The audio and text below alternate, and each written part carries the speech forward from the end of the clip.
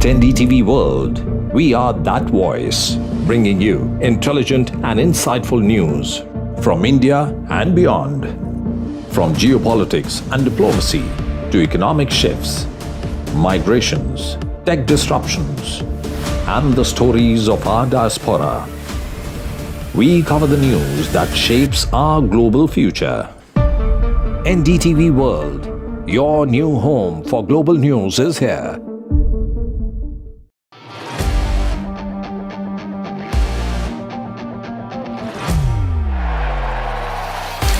All set for Trump 2.0. Countdown to January 20th. Terror shadow, visa wars. All the twists and turns. Tracking Trump takeover.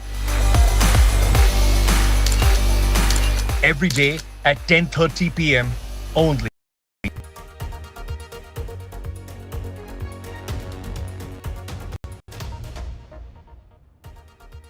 You are watching the World 24/7 on the NDTV network. I'm Parmeshwar Bava. We've got an action-packed bulletin lined up for you. Let's begin with the top stories you need to know.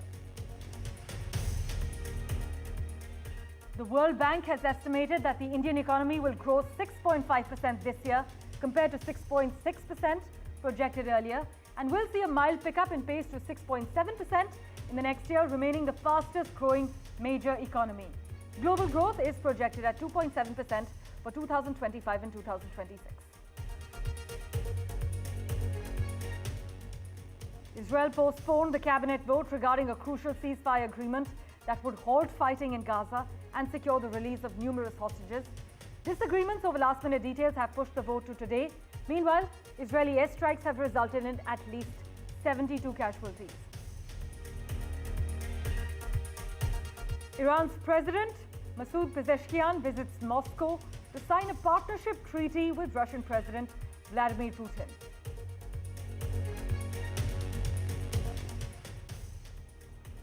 According to reports, President Joe Biden won't enforce a ban on the social media app TikTok that is set to take effect a day before he leaves office on Monday, leaving its fate in the hands of Donald Trump.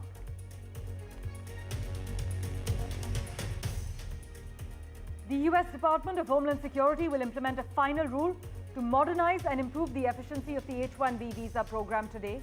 The U.S. says the new rules enable American companies to fill critical job vacancies more effectively.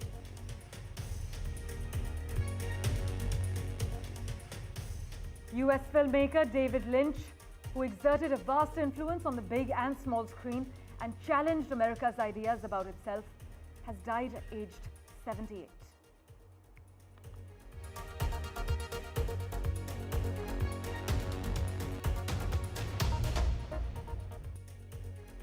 And our big focus, the World Bank has estimated that the Indian economy will grow 6.5% this year compared to 6.6% projected earlier, and will see a mild pickup in pace to 6.7% in the next year, remaining the fastest growing major economy. Global growth, by the way, is projected at 2.7% for 2025 and 2026. Now, while growth in India is expected to accelerate from 8.2% last year, it's said that services and farm sector expansion have been steady, with rural demand holding up. The global economic prospects have actually put the spotlight on developing countries, which are expected to close the first quarter of the current century with the weakest long-term growth outlook since the year 2000. You must crucially note that the global economy is growing steadily in the face of war, protectionist trade policies, and high interest rates. It just isn't growing fast enough to bring relief to the world's poorest. This is what the World Bank has asserted in this latest assessment of the global economy.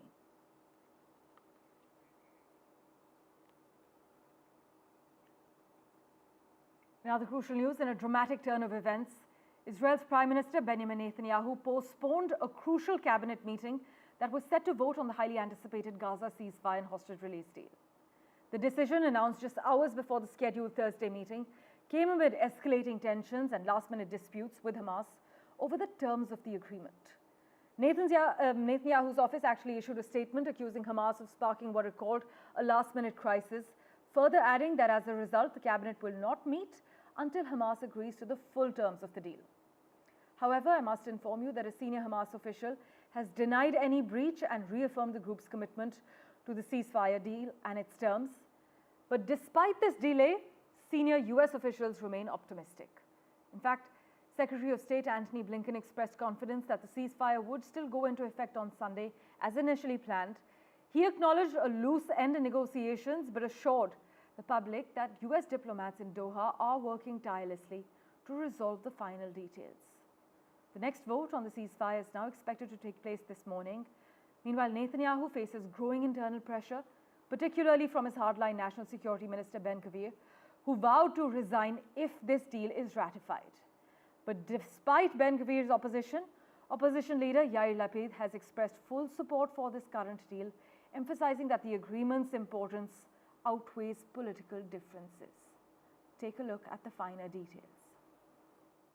As of this morning, the Prime Minister's office has made clear that Hamas have reneged on this hostage release agreement and has created a last-minute crisis in an effort to extort last-minute concessions. The Gaza ceasefire hasn't even taken effect yet, and already it appears to be in trouble. Two U.S. presidents, Joe Biden and President-elect Donald Trump, both announced the deal on Wednesday, as did the Prime Minister of Qatar, the Middle East country that's been mediating weeks of negotiations. But Israeli Prime Minister Benjamin Netanyahu says there still is no agreement. He's blaming Hamas. He says the group is trying to make last-minute changes to the deal. Hamas denies these allegations and says it's committed to the agreement. There may be an element of domestic Israeli politics at play here. Two hardline partners in Netanyahu's governing coalition have come out against the deal and threatened to possibly bring down the government over it. It's not clear how serious this crisis is, but it has forced Netanyahu to delay a planned cabinet vote that was meant to ratify the agreement. The agreement aims to end a devastating 15-month war. It would bring home dozens of hostages held in Gaza and also allow hundreds of thousands of displaced Palestinians to return to their homes, or what's left of their homes, in Gaza.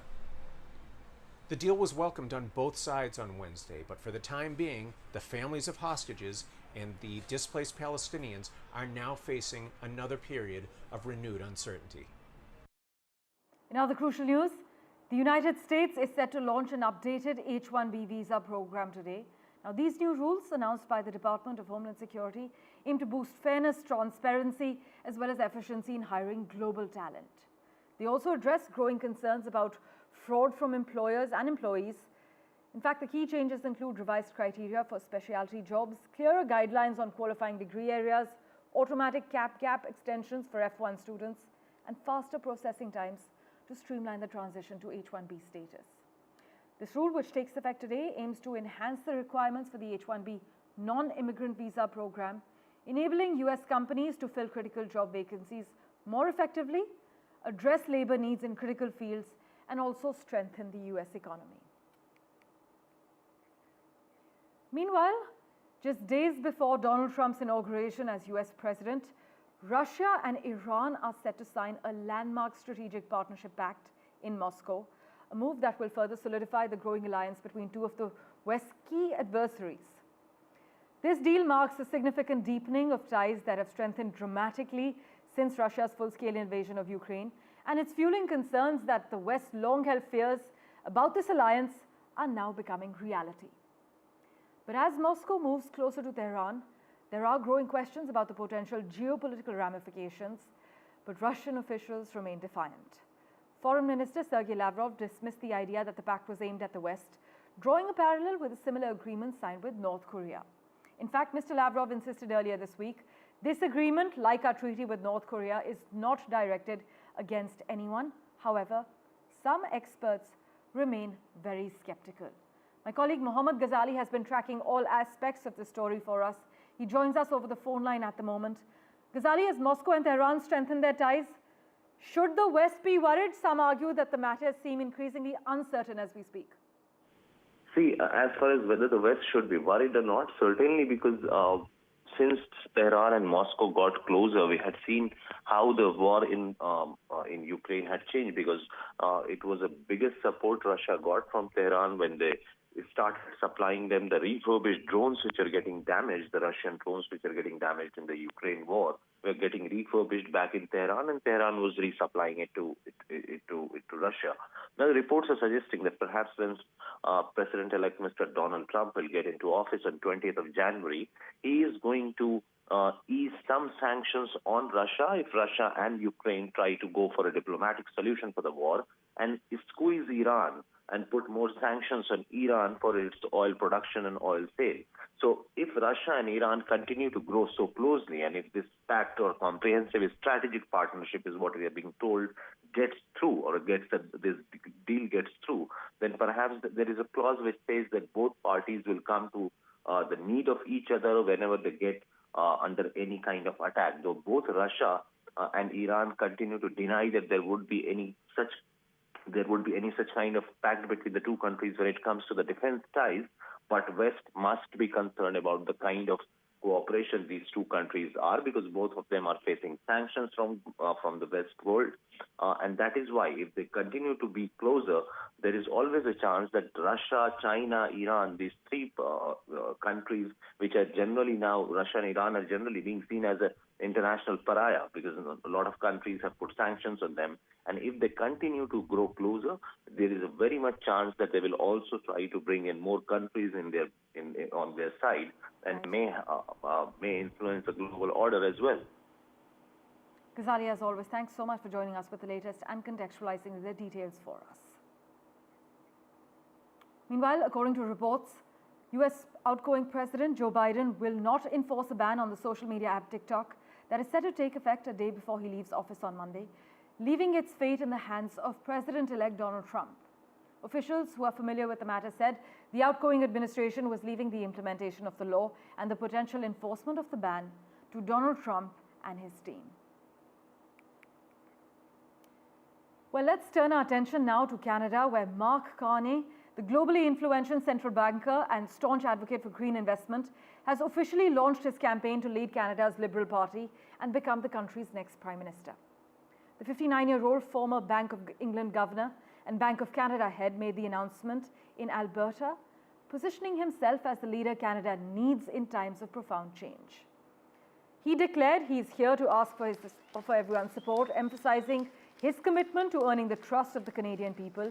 In fact, Mr. Carney acknowledged the country is facing significant challenges, but also expressed confidence in his ability to tackle them head-on. But his candidacy comes at a pivotal moment in Canadian politics, as Justin Trudeau announced earlier this month that he would step down after nearly a decade in power.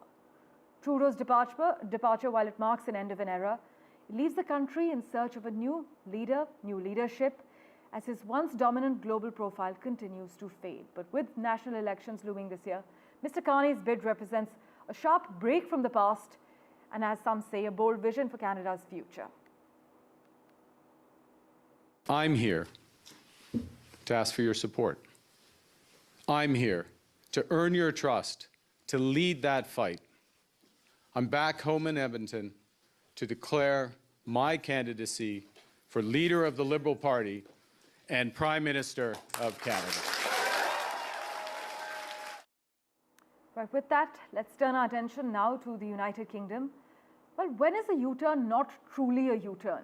When it's actually less about changing direction and more about adjusting the speed and extent of a policy. Now, on those terms, Keir Starmer's recent announcement of a review into grooming gangs marks his second significant policy shift this week alone. The UK government has announced a rapid national review of the extent of sexual exploitation of children by grooming gangs and several new local inquiries into cases of abuse. The issue was at the center of a political firestorm earlier this month when a war actually broke out of words between Elon Musk, the US tech billionaire, and Prime Minister Keir Starmer. The row actually relates to sex offences going back decades against British girls by men of mostly South Asian origin in various northern English towns. By the way, in a bold show of solidarity, Sir Keir Starmer has vowed to put Ukraine in the strongest possible position following his visit to Kyiv, where he signed a historic 100-year agreement with the war-torn nation. The Labour leader's trip, however, was underscored by the stark realities of the ongoing war, as loud blasts and air raid sirens interrupted proceedings after a reported Russian drone attack was intercepted by Ukraine's defense systems.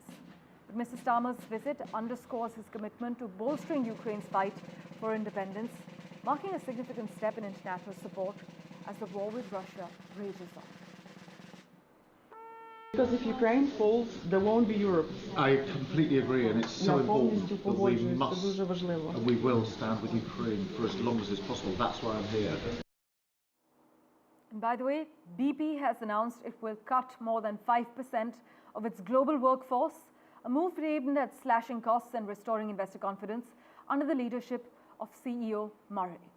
The energy giant revealed that around 4,700 employees and 3,000 contract positions will be eliminated this year as part of a broader strategy to streamline operations. But despite the significant layoffs that were announced, BP shares saw a 1% increase at about 1 p.m. GMT, reflecting some market optimism. And with that, let's turn our attention to our neighborhood. Bangladesh's Constitution Reform Commission has recommended dropping the fundamental principles such as secularism and socialism from the country's constitution. The Commission, in a report submitted to the Chief of Bangladesh's interim government, Muhammad Yunus, recommended that three principles, socialism, secularism, and nationalism, be replaced with equality, human dignity, and social justice and pluralism. For further clarity, we have with us senior journalist from TRT World, Mohammad Kamruzaman, joining us live. Thanks so much, as always, for making time for us. Now, with secularism being removed from the constitution, how might this affect Bangladesh's religious landscape, particularly in relation to majority and minority communities? Thank you very much for having me. First of all, I like to say that this is a very preliminary stage. You know, this is a recommendation. It means that it will be discussed with all stakeholders, including political parties and all other social and religious groups. Then it will be finalized. So it's a very preliminary stage. And we also noticed that actually the July movement that toppled Sheikh Hasina regime, you know that equality was a very much important factor behind that movement, because 54% quotas were in government jobs. So there was a sense among the people for amendment in the constitution, and in that case, equality and human rights, pluralism, this was the fundamental demands of the people. Now the debate that you have already mentioned about the removal of secularism, actually this term was a little bit unclear. There were debates with this for long.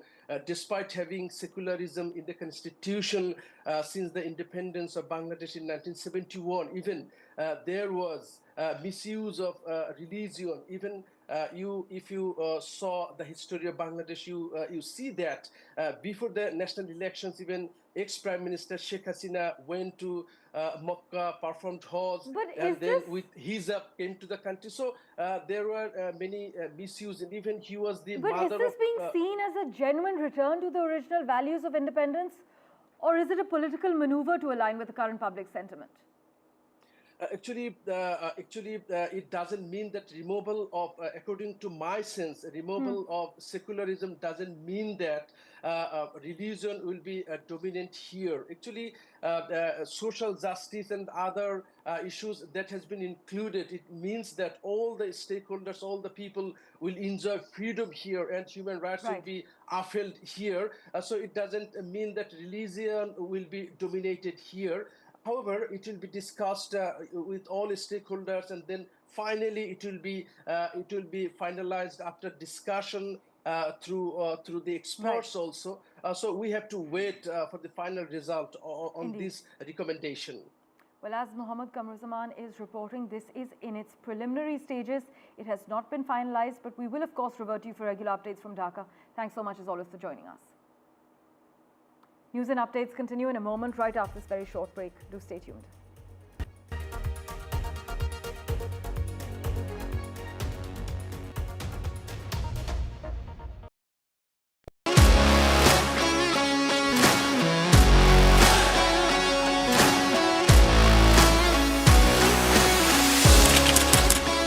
we are able to maintain the democratic fabric and the democratic system. I want to do something that can make a difference. लगातार जनता की आवाज को सरकार तक पहुंचाने का काम मैं करता हूं. I was a student up until very recently. I really want to work and do something for my people because they have given me this opportunity. They have elected me. सोचा नहीं था कि राज्यसभा सांसद बनूंगी.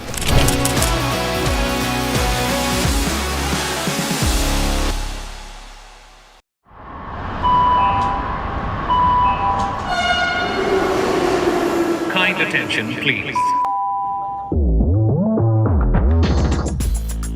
Delhi Election Metro 2025 is arriving on People's Platform. Please mind the gap.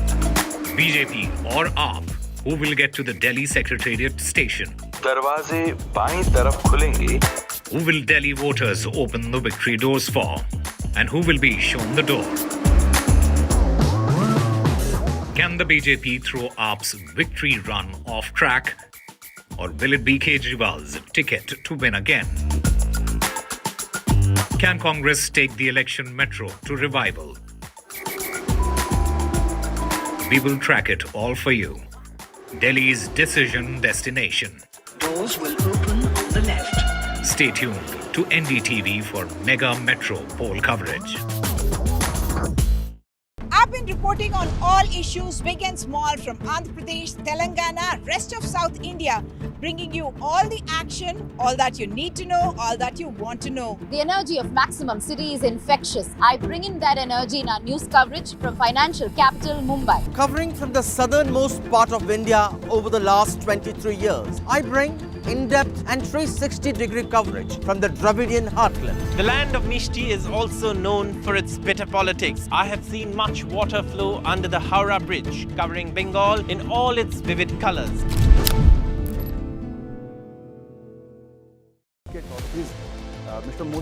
In a time of sweeping economic change, what can India's past tell us about its future? From the watershed moments of 1991 to the challenges of tomorrow. Join Sanjay Dutt, Editor-in-Chief NDTV, in conversation with past and present Finance Commission Chairpersons N.K. Singh and Arvind Panagari. Reforms Past, Present and Future. A special presentation on NDTV.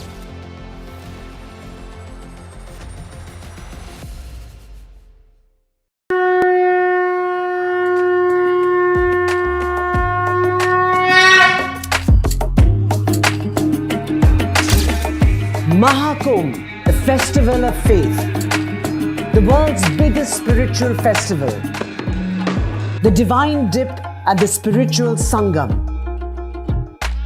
a sacred confluence of faith, culture and heritage. NDTV's mega coverage of the Mega Fest. NDTV at Mahakumbh 2025.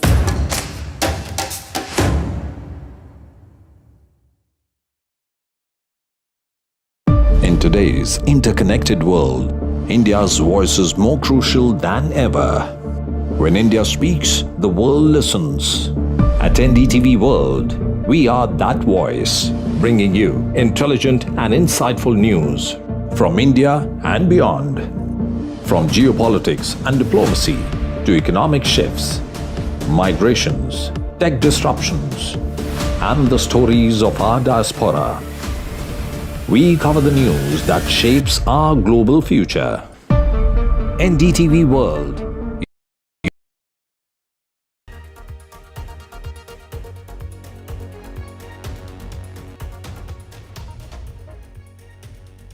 Welcome back. In an exclusive chat with NDTV, outgoing US envoy to India says that India and the United States will realize nuclear deal potential. And talking about Trump's trade and tariffs threat, he said that tariffs will impact both countries, and he's expressed confidence that strategic ties will remain unchanged. Here's what Mr. Eric Garcetti told Vishnu Shom. Ambassador Eric Garcetti has been in India for a couple of years, part of a process of the relationship between India and the United States evolving, changing. We've seen that process now for several years, but there's been a sense of continuity which Ambassador Garcetti has really helmed over the last couple of years. Thanks very much for speaking to us. I'm sad in a sense that, you're going to be going back to the US, but so be it. That's just the way things move. But I think the real concern in India, I don't know if concern is the right word, is will there be continuity in the relationship, as has been the case in the past? I couldn't be more confident of that. And I say that as somebody who has loved every minute of being ambassador here. Right. This is the most consequential relationship. And a generation ago, the depth of it would be unimaginable that we have today. I think a generation from now, it'll be absolutely indispensable. And it hasn't mattered whether it's a president who's a Republican or a Democrat. Hasn't mattered here who's in power as prime minister. This was the most pro-Indian president, I think, in US history. We have the most pro-American prime minister in Indian history. But every next prime minister and president wants to top the last one even further. And that speaks to how close our people are and how strategically aligned we are, but how our hearts also continue to feel the same way about each other. You use the word strategic. In a sense, the old civil nuclear deal was the beginning of the takeoff of the strategic relationship. But many would say it's not really been realized because we haven't really seen American nuclear technology in India in terms of big plants being set up. There are some laws which have changed. Do you believe that we can now see a greater involvement of American companies in the Indian nuclear sector? There's been great work in this area, and I'm very optimistic about what the future will bring. I've talked to opposition and BJP leaders who say that they think that there's a legislative solution on some of the liability for the large ones, but the technology is also changing to small modular reactors. We have amazing American companies, some Indian companies we just took off of our list, allowing them to do now business directly. This week we announced that in the United States. Let's create a partnership on nuclear power to make sure it's not China or somebody else who defines the reactors, not just for electricity, but for the propulsion of ships and other things in the future. Imagine US technology, Indian manufacturing prowess. And so there's a couple companies in those conversations right now about joint ventures that I think would address liability, saying, of course, you can have zero liability, but a car isn't liable for 50 years after you build it. Let's figure out a pathway where our opponents don't outflank us and where the US-India partnership defines the nuclear future.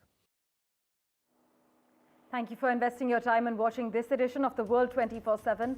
As always, we'll keep tracking the latest updates for you. Do stay tuned.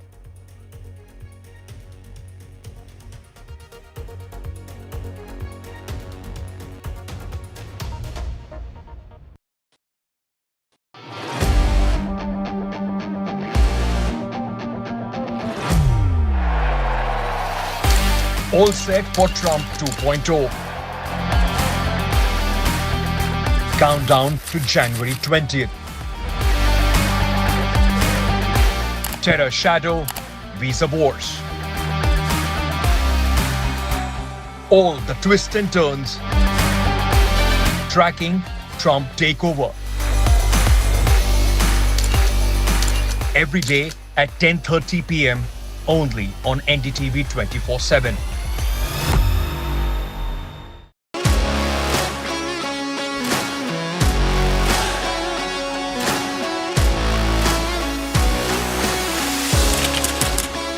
We are able to maintain the democratic fabric and the democratic system. I want to do something that can make a difference. लगातार जनता की आवाज को सरकार तक पहुंचाने का काम मैं करता हूं. I was a student up until very recently. I really want to work and do something for my people because they have given me this opportunity. They have elected me. सोचा नहीं था कि राज्यसभा सांसद बनूंगी.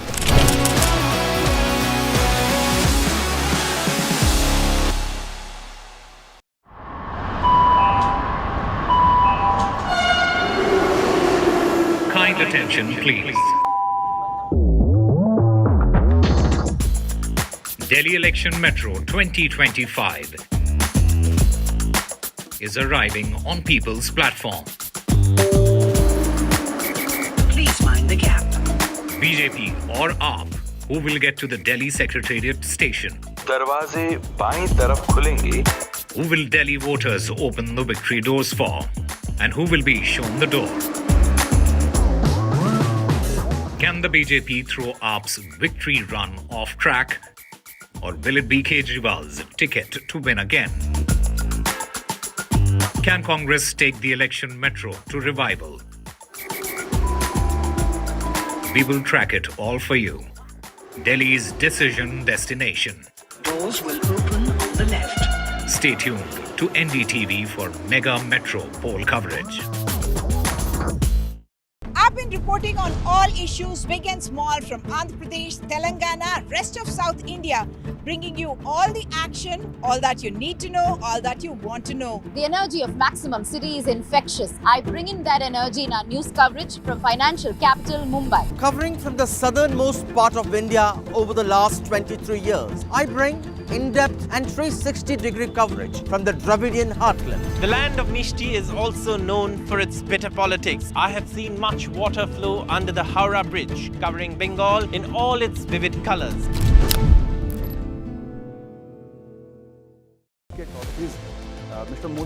In a time of sweeping economic change, what can India's past tell us about its future? From the watershed moments of 1991 to the challenges of tomorrow. Join Sanjay Dutt, Editor-in-Chief NDTV, in conversation with past and present Finance Commission chairpersons N.K. Singh and Arvind Panagare. Reforms past, present and future. A special presentation on NDTV.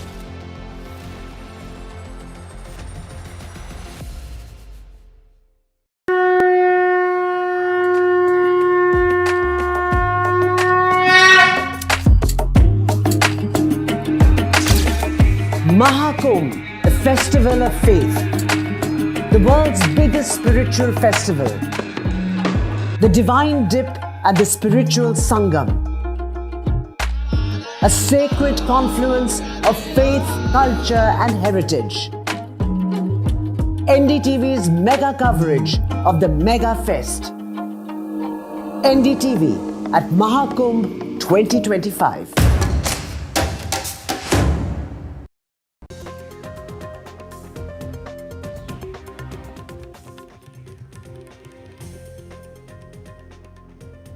In the Saif Ali stabbing case, Saif Ali Khan continues to be in the Leelavati hospital. But what we've heard now is that the nanny has gone on to say that the break-in lasted for about 30 minutes inside Saif's house. Saif did manage to overpower the intruder, locked him up inside a room, but he managed to escape.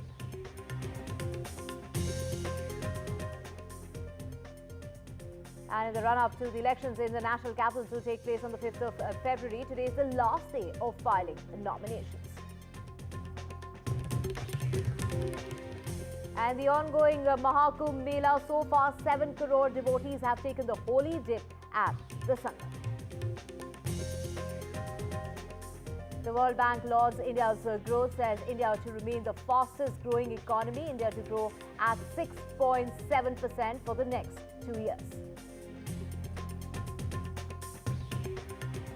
And BCCI all set to make changes that are going to come into effect from today in order to make domestic cricket mandatory, along with rules that will apply to the family travelling while matches are going on, along with other changes. New H-1B visa rules to come into effect from today. This will aid firms in retaining highly skilled workers.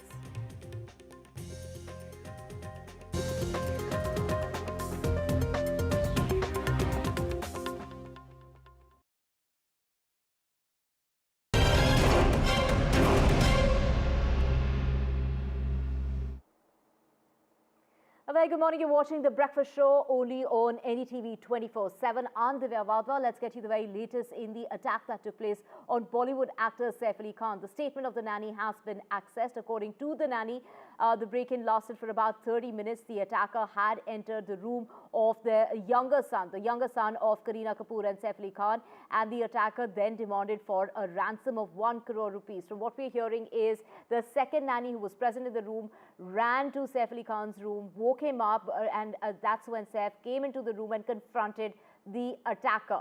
Saif attacked the attacker repeatedly, and it's the third nanny who also got involved. She also got injured in the process, but they managed to lock the attacker in a room and they all rushed upstairs to an upper floor. Do remember that the Bollywood couple have 4 floors in that building, the Sadhguru Sharan building in the Bandra area of Mumbai. And to get more on this, we have Radhika joining us. Radhika, even though Saif Ali Khan managed to overpower the attacker and managed to lock him in a room, however, the attacker somehow managed to escape. Absolutely, that's the big question as to how the attacker managed to escape this place. How did he even enter that particular building? Is it an inside job? Is something that the police is trying to find out? How did he enter that house is the big question. So yes, lots of shocking details emerging in the case. The sequence of events inside the house is clear now. It is part of the FIR. The break-in lasted 30 minutes inside Saif's house. Attacker was first spotted at Saif's younger son Jay's room, and Jay was with the two of his nannies. Of course, they were asleep. He demanded 1 crore from one of the nannies, Asama, who was in the same room. She managed to confront him. She was attacked. The second nanny then rushed to wake up Saif, and then he was also attacked after that. Saif tried to confront the attacker, but he was attacked repeatedly. Apart from Saif, 2 nannies were attacked. One is, of course, Indiama, and Geeta also, who tried to confront the accused, was also attacked. But, despite that, they managed to overpower him and lock him inside the room.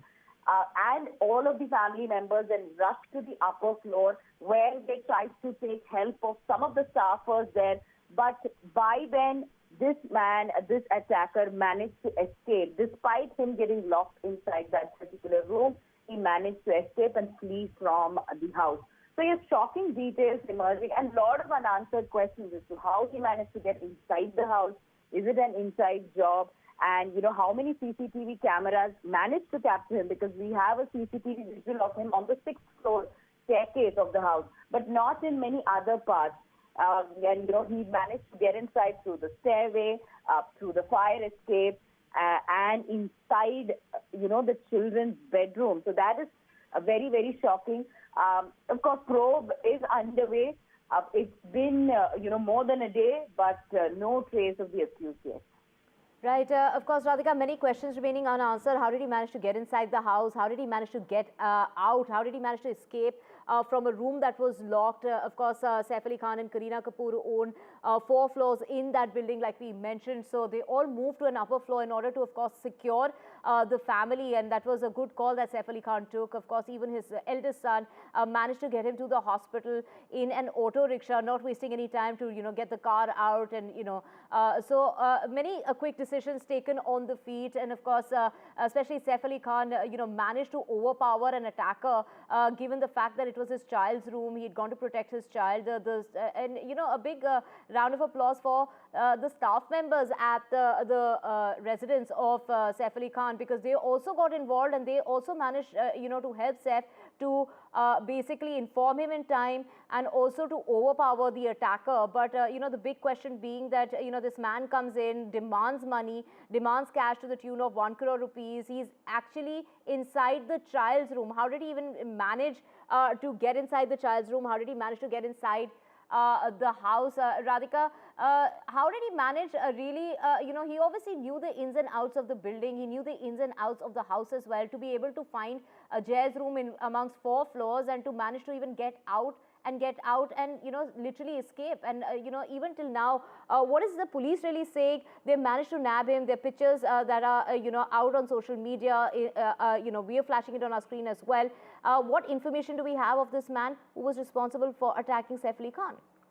Well, the police say that they have identified this person. His name has not been revealed, his age not revealed, but as per details given by one of the nannies, the description is he's 5'5" tall and, he could be about 30, 35 years old. That's what the nanny said to the police while she was recording her statement. But besides that, no other information has been revealed by the Mumbai police to us. Yes, he may have been aware of the layout of the house because, the fact that he managed to get inside such a huge property and managed to get inside the child's room and also managed to get inside the fire escape, all that, leaves one with a lot of questions as to how he knew the layout of the house. Did he get any help from any staff members from inside the house or, for that matter, inside the building? These are questions that are unanswered. This is why a lot of these staffers have been repeatedly questioned by the police to understand whether any of them had a hand in this. But more clarity will come only once this man gets arrested. Of course, Saif Ali Khan's statement recording is also to happen. In most likelihood, that could happen either today or tomorrow. It all depends on when he is fully recovered. Of course, he is in the hospital as we speak. Right, Radhika, we also have Abira joining us from right outside Lilavati Hospital, where Saif Ali Khan was rushed by his son Ibrahim in that auto rickshaw at 3 o'clock in the morning. He did reach there at about 3:30. There's a distance of about 2 kilometers. And, you know, the good part is that they didn't waste any time to rush Saif to the hospital, the surgery that started at 5:30. Abira, get us a health update of the actor. You know, the doctors came out saying that he's out of danger, he's recovering well, but he continued to be in the ICU overnight. Yes, absolutely. The last we heard from the doctor was yesterday when they said that he's out of danger, he's stable, and that's good news. He has been shifted to the ICU, but he remained in the ICU overnight, and we are still waiting for an update from the hospital after they come and take a round and check him up and tell us what is the update right now. But he will continue to stay in the hospital because a neurosurgery is a very major surgery. So we are hoping he will be staying in the hospital today as well as tomorrow. We will get an update on that from the doctors soon. We also saw Karisma Kapoor took to social media last night posting that what happened to the family was very harrowing and they're still trying to process it. She also requested the media to give them that space that they need right now as a family to cope up with what just happened. So a lot of celebrities have been reacting to her post, giving prayers, love and hugs to the family.